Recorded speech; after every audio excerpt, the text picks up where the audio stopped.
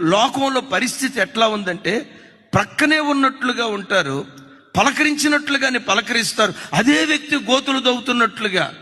ఎవడు శత్రువో ఎవడు మిత్రువో అర్థం కాక కడవరి దినాల్లో జనాలు జుట్లు పీక్కుంటున్నారు.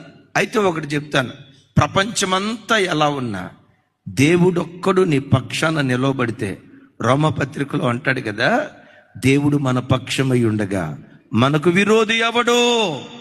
దేవుడు మన పక్షమై ఉండగా ప్రధానులు విరోధంగా లేచిన, మంత్రులు విరోధంగా లేచిన, ముఖ్యమంత్రులు విరోధంగా లేచిన, మరలా చెప్తున్నాను, సామాన్యుడు మొదలుకొని సామంతుని వరకు ప్రపంచమంతా నీకు విరోధంగా లేచిన దేవుడొక్కడు నీ పక్షాన నిలవబడితే నువ్వు ఓడిపోవు, నువ్వు గెలుస్తూనే ఉంటావు.